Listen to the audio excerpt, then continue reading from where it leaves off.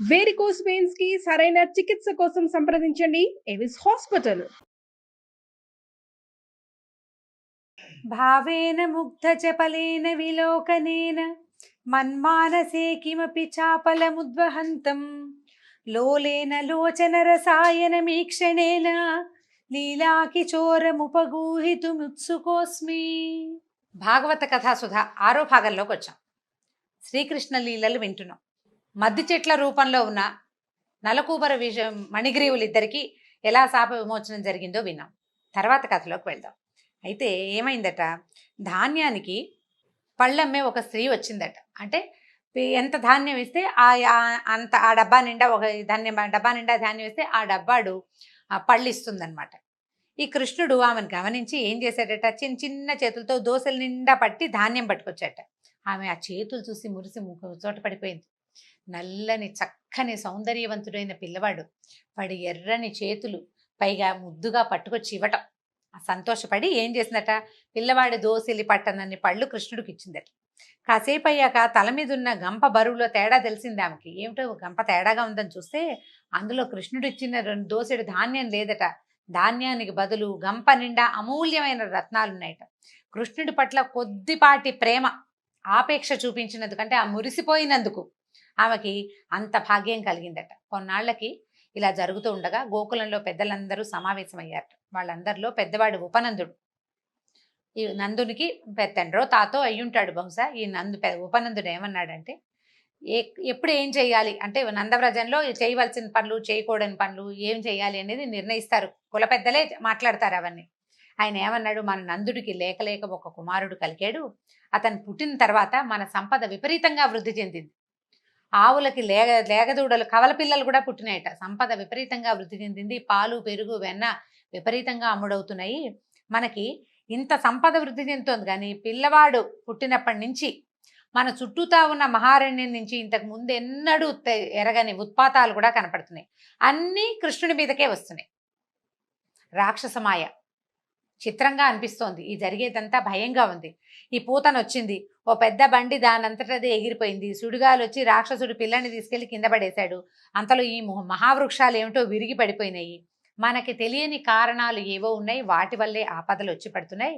అదృష్టవశాత్తు ఆపదల వెనకాలే దైవానుగ్రహం కూడా మనతో ఉంది కాబట్టి పిల్లాన్ని కాపాడుతోంది, మనము కాపాడబడుతున్నాం. ఇంతవరకు పిల్లాడికి కృష్ణుడికి ఏం కాలేదు, మనం అదృష్టవంతులం. అయితే ప్రతిసారి కాలం మనకు అనుకూలంగా ఉండదు. అదృష్టం అన్ని వేళలా కలిసి రాదు. కాబట్టి జరగకూడదు ఏదైనా జరిగే వరకు ఇక్కడ వేచి ఉండొద్దు. మనం తక్షణం ఈ ప్రాంతాన్ని వదిలిపెట్టి ఈ అరణ్యానికి దూరంగా వెళ్ళిపోదాం. దూరంగా వెళ్దాం అనుకున్నారు. కొంత దూరంలో యమునా తీరంలో బృందావనం అనే అరణ్యం ఉంది. అక్కడ గోవులకి మంచి మేత దొరుకుతుంది. మీరందరూ అంగీకరిస్తే ఈ రోజే ఇవాళ్లే తట్టాబుట్టా సామాన్లు సర్దుకుని వెళ్ళిపోదాం అన్నాడు. పెద్దవాడు చెప్పాడు, ఉత్పాతాలు ఎలాగూ ఉన్నాయి, పిల్లాడు ప్రతిసారి రక్షించబడుతున్నాడు, ముందు ముందు ఎలాంటివి జరగబోతాయో. పైగా మన మహారాజు అంత మంచి పేరున్నవాడు కాదు, అది భయమే. అతనికి నరరూప రాక్షసులు లాంటి అనుచరులు ఉన్నారని కూడా వీళ్ళకి తెలుసు. పైకి మాట్లాడటల్లా, ఎందుకంటే రాజుకి వ్యతిరేకంగా ఏదైనా మాట్లాడితే వెంటనే ఇక్కడున్న వాళ్ళలో ఎవరో ఒకళ్ళు అక్కడికి ఉప్పందించే అవకాశం ఉంది. అతని గూఢచారులు అంటే రాక్షసులు చాలా మంది గూఢచారులుగా పనిచేస్తారు. అవి ఏ పక్షుల రూపంలోనో జంతువుల రూపంలోనే నందవ్రజంలో తిరుగుతూ ఈ మాటలు నీ మీద ఎగనెస్ట్గా మాట్లాడుకుంటున్నారు. వ్యతిరేకం అంటే రాచరికానికి వ్యతిరేకంగా రాజద్రోహం జరుగుతుంది అని అంటే ఈ వ్రజం మీదకి అతను ఎట్లా వస్తాడో తెలియదు. అందుకని పైకి మాట్లాడకపోయినా అందరి మనసుల్లోనూ రాజు పట్ల భయం ఉంది. అతను మనిషి కాదన్న ఒక అనుమానం ఉంది. దాంతో ఏమనుకున్నారు, సరేనని ఒప్పుకున్నారు. తమ తమ వస్తువులు ఇళ్ళు వాకిళ్ళు అన్నీ సర్దేసుకున్నారు. అన్ని బళ్ళకెత్తేశారు. అక్కడేమి మేడలు మిద్దెలు లేవు. అందరివి పెద్ద పెద్ద పాకలే, తాటాకుల ఇళ్ళే అన్నీను. పేడతోటి మట్టితోటి అలికిన గోడలే. అవి వదిలిపెట్టి ఇంకో చోట కట్టుకుంటారు. 4 రోజులు శ్రమ పడితే వాళ్ళ పని అయిపోతుంది. ప్రకృతికి దగ్గరగా ఉండే గృహాలు అంతే. అక్కడి నుంచి ఏం చేశారు, గోవులకి రక్షణ, బళ్ళకి రక్షణగా పురుషులంతా ధనుర్బాణాలు ధరించి తయారయ్యారు. అక్కడి నుంచి స్త్రీలు, చిన్నపిల్లలు, వృద్ధులు అందరూ బళ్ళకి ఎక్కారు. గోవులు మధ్యలో ఉంచుకున్నారు. అటు ఇటు మొత్తం చుట్టుపక్కలంతా బళ్ళుంచి ఆ బళ్ళ చుట్టూతా మగవాళ్ళు ధనుర్బాణాలు ధరించి రక్షణగా నడుస్తూ, అంటే అరణ్యంలో ఏ రకమైన ఉత్పాతము రాకుండా జాగ్రత్తగా బృందావనాన్ని చేరారు.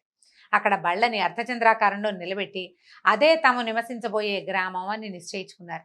బృందావనాన్ని, యమునా నదీ తీరంలో ఉన్న గొప్ప గొప్ప చాలా పెద్దవైన సైకత తీరాలని అంటే ఇసుక తిన్నెల్ని, గోవర్ధన పర్వతాన్ని, సమీపంలోనే ఉన్న అందమైన అరణ్యాల్ని చూసి చాలా సంతోషించారు. బలరాముడికి కృష్ణుడికి మరీ ఆనందం. నీళ్లు కనపడితే పిల్లలకి అత్యధికమైన ఆనందంగా ఉంటుంది. లోపల అక్కడక్కడ చెరువులున్నాయి, చిన్న చిన్నవి మడుగులు లాంటివి. గోవులకి వాటికి నీళ్ళకి పచ్చికి ఏమీ ఇబ్బంది లేదు. పెద్ద గోవర్ధన పర్వతం ఉంది. పర్వతం నిండా చెట్లే. ఎంత వన్య సంపదో, చాలా ఆనందించారట. తర్వాత బృందావనంలో మెల్లిగా రోజులు ఇల్లు వాకిళ్ళు ఏర్పరచుకున్నారు. ఎవరి దారిని వాళ్ళు ఆనందంగా గడుస్తున్నాయి. బలరామకృష్ణులు పెరుగుతుంటే వాళ్ళకి తమ కులవృత్తి అయినటువంటి పశుపాలన్ని అలవాటు చేయాలని అనుకున్నారు. బలరాముడు వసుదేవుడి కుమారుడే గాని ఆయన ఎప్పటికి రాజ్యంలోకి వస్తాడో, ఎప్పుడు ఈ పిల్లాడికి రాజ్యం వస్తుందో తెలీదు. తమ పిల్లాడు ఎలాగో తమ పిల్లాడే కదా, తమకు పుట్టిన పిల్లవాడు తమ వృత్తే చెయ్యాలి.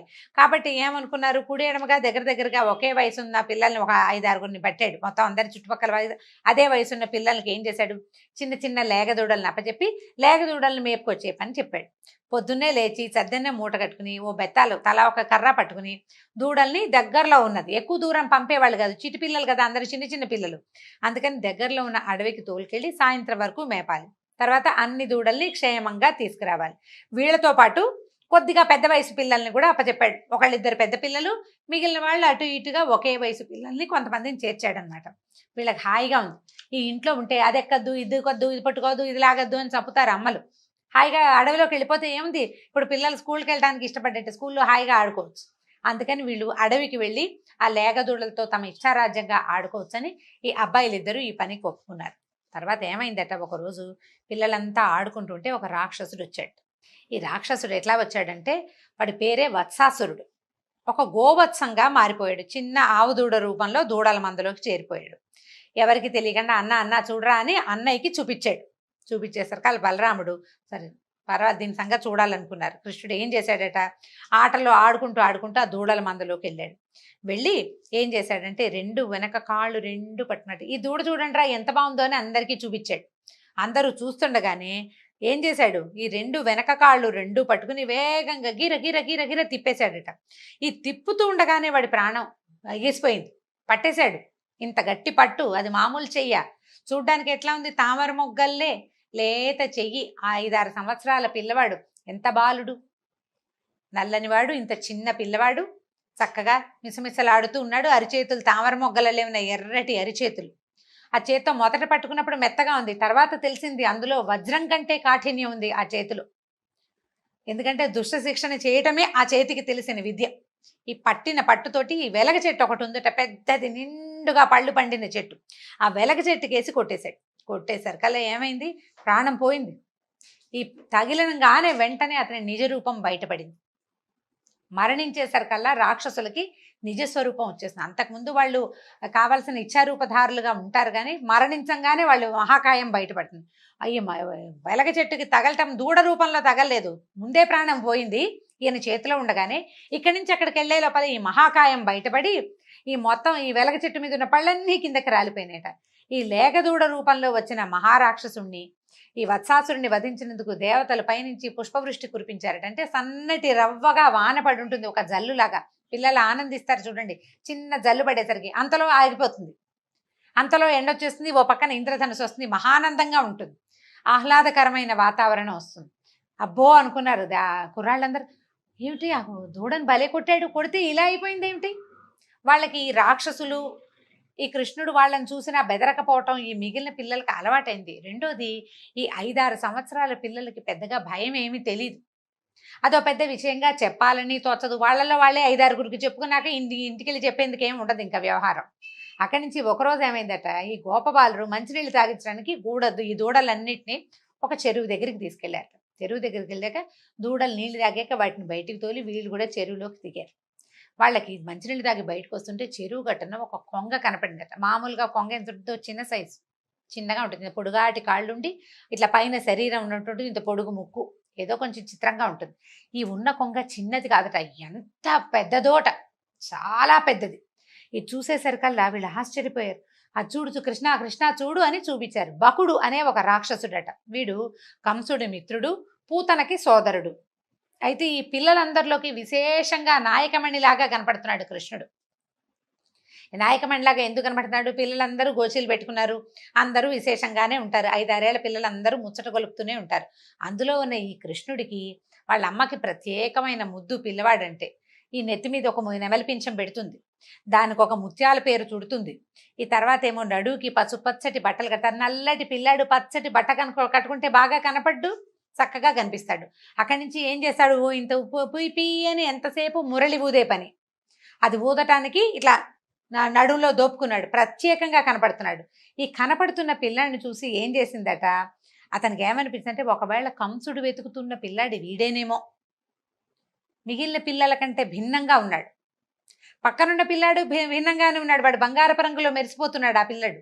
అయినా కూడా ఇతనేనేమోనని అనిపించి ఏం చేసిందట, గబగబా 4 అడుగుల్లో ముందుకు వచ్చేసి, సూదిగా ఉంటుంది కొంగ ముక్కు, ఎలా ఉంటుంది ఇలా పొడుగ్గా ఉంటుంది, కొస షార్ప్గా ఉంటుంది పదునుగా. ఈ ముక్కు తెరిచి కృష్ణుడిని మింగబోయిందట. మిగిలిన పిల్లలందరూ కేకలు పెట్టారట, అయ్యో అయ్యో కృష్ణ కృష్ణ అని.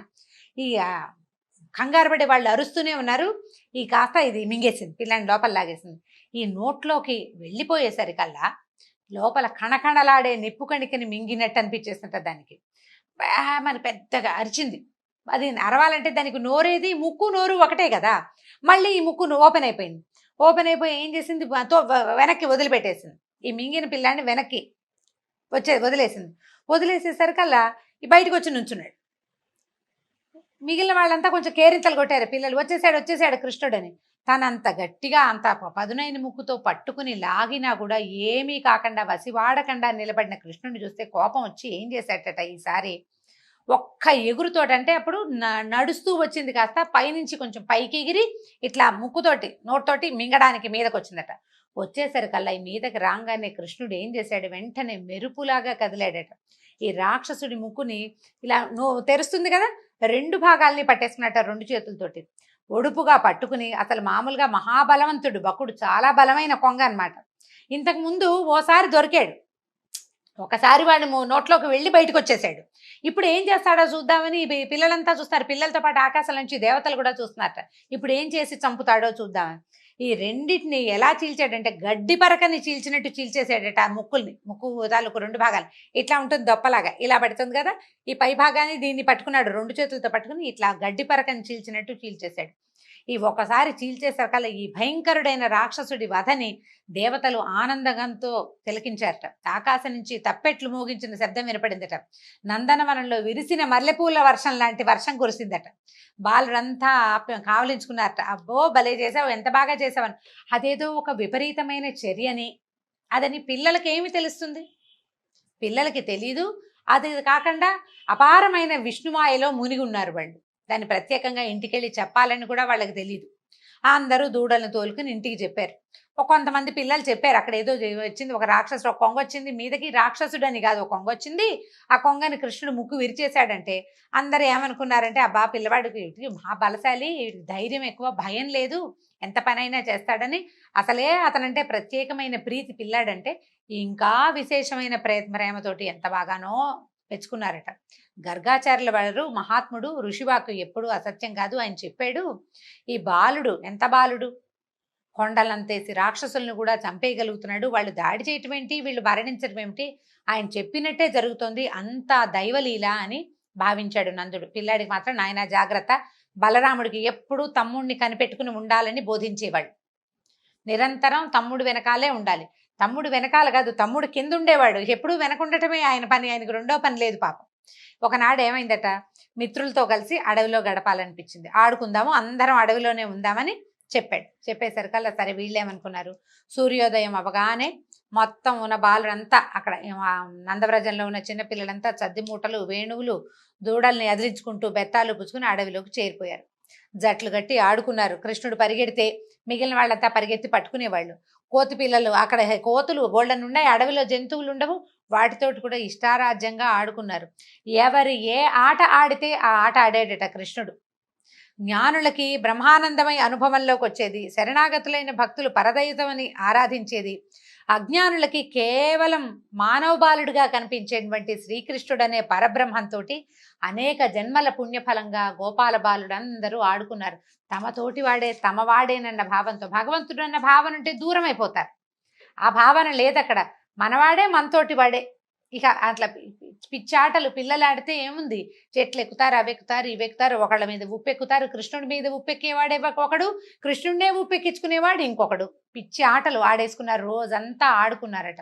ఇంతలో అఘాసురుడైనే ఒక రాక్షసుడు వచ్చాడట. వాడు ఎంత భయంకరుడంటే వాడి అమృతం సేవించిన దేవతలకి కూడా వాడంటే భయమేనట. అయితే వీడు పూతనకి బకాసురుడికి సోదరుడు. పూతన నందవ్రజంలోనే మరణించిందని తెలుసు అతనికి. అయితే ఎప్పుడైతే ఇక్కడ జరిగింది, బకాసురుడు మరణించాడని వార్తుంది, నందవ్రజానికి వెళ్ళమని కంసుడు కూడా అతనికి చెప్పాడు. అంతమంది పిల్లలు ఆడుకుంటూ ఉంటే ఒళ్ళు మండిందట, కడుపు మండిందనమాట రాక్షసుడికి. మిగిలిన వాళ్ళకంటే ప్రత్యేకంగా ఉన్న కృష్ణుడు కనిపించాడు. సో నా సోదరుణ్ణి వీళ్ళిద్దరిని చంపినవాడు ఈ పిల్లాడే అయి ఉంటాడు. చనిపోయిన వాళ్ళ ప్రీతి కోసం వీళ్ళందరినీ ఒకేసారి మింగేస్తాననుకున్నాడు. చనిపోయిన రాక్షసులు ఇంకా కొంతమంది పోయారు. ఆ తృణావర్తుడు, శకటాసురుడు వీళ్ళంతా పోయారు. వాళ్ళ ప్రీతి కోసం ఏం చేశాడు, ఈ నోరంతా తెరిచి పెద్ద కొండ చిలువగా మారిపోయాడట. మొత్తం అడవంతా కొండ చిలువ శరీరమే ఉంది. నోరు తెరుచుకుని కూర్చున్నాడు. కూర్చునేసరికల్లా అది ఎంత పొడుగో, 2 క్రోసుల పొడుగుట, కొండంత లావు. పిల్లల దగ్గరికి వచ్చేసరికల్లా నోరు తెరిచింది. విశాలమైన రాజమార్గంలాగా కనపడుతోంది ఆ నోరు. పాము కదలకుండా ఉంది. అయితే వీళ్ళేమనుకున్నారు, అదేమిటో భలేగా ఉంది, అదేదో కొండగా భావించారు. అది సర్పమని వాళ్ళకి అర్థం కాలేదు. ఏమనుకున్నారంటే ఇది నోరు తెరిచిన కొండ చిలువలాగా కనపడుతోంది, ఈ కొండ అని భావించారు. దాని పర్వతం అనుకున్నారు. సరే ఇంత పెద్ద పాము ఉంటుందా, ఇదేదో కొండలో ఏర్పడిన గుహ అని చెప్పి ఏమనుకున్నారు, ఈ పాము నాలిక బయటికి లోపలికి సన్నగా కదులుతూ ఉంటుంది. దాని గాలి విడుస్తుంటే ఏడుస్తోందట. వీళ్ళు ఏమనుకున్నారు, అడవిలో ఏదో కార్చిచ్చుంది, ఏ పక్కనో ఎక్కడి నుంచో వెచ్చటి గాలి తగులుతుందని భావించారు. చిన్నపిల్లలు వాళ్ళకి ఏం తెలుస్తుంది పాపం. సరే ఏమనుకున్నారు, ఈ గుహలా కనపడుతున్నటువంటి సర్పం నోట్లోకి వెళ్దామనిపించింది. మళ్ళీ అనుమానం వచ్చింది, ఒకవేళ గుహ కాకుండా ఇది నిజంగానే ఏ రాకాసి కొండ చిలువ అయితే ఏం చేద్దాం అని భావించి వాళ్ళలో ఒకడు అన్నట్ట, మనకేం భయం రా, రాకాసి పూతాన్ని చంపేశాడు, బకాసుడిని చంపేసిన కృష్ణుడు మనతోటి ఉంటే మనకేం భయం, మనకే భయం లేదనుకుని చూద్దామనుకున్నారు. అయితే వీళ్ళ ఆలోచనలు కృష్ణుడికి తెలుసు. వాళ్ళు ఎవరెవరు మనసుల్లో ఏమనుకుంటారో, మనసుల లోపల ఎవరున్నారు, వ్యక్తుల లోపల ఉన్నవాడే భగవంతుడు. మన లోపల పెరిగే దీపమే భగవంతుడు. మనం ఎవరికి చెప్పకపోయినా లోపల వాడికి తెలిసిపోతుంది. ఆయనకి తెలుసు కృష్ణమూర్తికి ఈ సంగతి ఏమిటి, వీళ్ళు ఏమేమి ఆలోచించుకుంటున్నారు అని. ఈ బాలుళ్ళకి రాక్షస మాయ తెలియట్లేదు, ఇది రాక్షసుడని అర్థం కాలేదు. వాళ్ళకి తెలిసిందేమిటి, కృష్ణుడు నాడు మనకేం భయం లేదు, ఒకవేళ ఏదైనా అయితే కృష్ణుడు చూసుకుంటాడు అని నిశ్చింతగా ఉండటమే వాళ్ళకి అదే తెలుసు. అంటే భగవంతుడు కూడా మనం భగవద్గీతలో వింటాం, అనన్యాశ్చింతయంతో మాం ఏ జనా పర్యుపాసతే తేషాం నిత్యాభియుక్తానాం యోగక్షేమం వహామ్యహం అన్నాడు. అంటే నన్నే నమ్ము, నన్ను నమ్మండి, నన్ను ఎవడైతే నమ్ముతాడో, వేరే చింత లేక నన్ను నమ్మేవాడికి వాడి యోగక్షేమాలు నేను తప్పకుండా చూస్తానన్నాడు. భగవద్గీత పెద్దవాడయ్యాక కురుక్షేత్రంలో చెప్పాడు. కానీ ఈ పసిబాలుడందరికీ కృష్ణుడున్నాడు, మనకి వీడే దిక్కని భావించారు. అతను ఉన్నాడు, ఆయనే చూసుకుంటాడని ఆ కొండలాగా కనపడుతున్నటువంటి సర్పం నోట్లోకి ప్రవేశించేశారు. వాళ్ళందరూ వెళ్తున్నారు ఒక్కొక్కళ్ళు లోపలికి. వీళ్ళేం చేశారు, దూడలతో సహా లోపలికి వెళ్ళడం మొదలుపెట్టారు. వాళ్ళందరినీ మింగేయాలనుంది వాడికి, కానీ బయట నుంచి ఉన్న కృష్ణుడు రావటం లేదని చూస్తున్నాడు. చివరికి అందరూ వెళ్ళాక కృష్ణుడు ప్రవేశించాడు.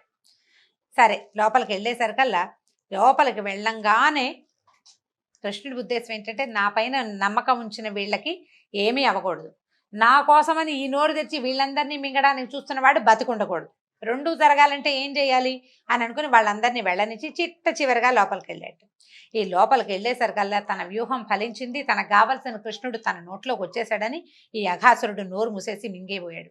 కానీ ఈ గొంతు నోరు మూసే చోట నిలబడిన కృష్ణుడు శరీరాన్ని పెంచడం మొదలుపెట్టాడు. ఈయన పెరుగుతూ ఉంటే గాలి ఆడదు, అది కొంచెం అట్లా అట్లా అట్లా కదులుతూ ఉండాలి. కదిలే అవకాశం ఏది, శరీరం పెరిగిపోతోంది. భూమి ఆకాశాలు ఆక్రమించగలిగిన పాదాలు కలిగిన స్వామి, ఆయన ఎంత పెంచగలడు శరీరాన్ని. పెరుగుతూ ఉండేసరికల్లా గాలి లేదు, కనుగుడ్లు బయటకు వచ్చేసినాయట. గాలి ఆడక పాముకి ఇంకా పెరిగాడు, శరీరం సాగిపోయింది. శరీరం లోపల ఉండిపోయిన వాయువు వాడి శిరస్సును చీల్చుకుని బయటకు వచ్చి ఢామ్ అని పేలిందట ఈ సర్పం పెద్ద శబ్దంతో. ఆ అఘాసురుడు మరణించాడు. సర్పం ఉదరం నుంచి వెలువడే విషద్రవాల ప్రభావం వల్ల గోపబాలుడికి వీళ్ళకి ప్రాణం పోయిందండి. క్షణంలో కన్నుమూసేశారు. దూడలు, శిశువులు సమస్తమైన వాళ్ళు నా విషానికి. కానీ కృష్ణుడి చల్లని చూపులు సోకగానే, ఆయన కంటి చూపు సోకేసరికి అందరూ లేచి కూర్చున్నారు. అందరూ కలిసి బయటకు వచ్చారు. అయితే ఈ అఘాసురుడు మరణించగానే అతని శరీరంలోంచి ఒక జ్యోతి వెలువడి ఆకాశంలో ఉందిట.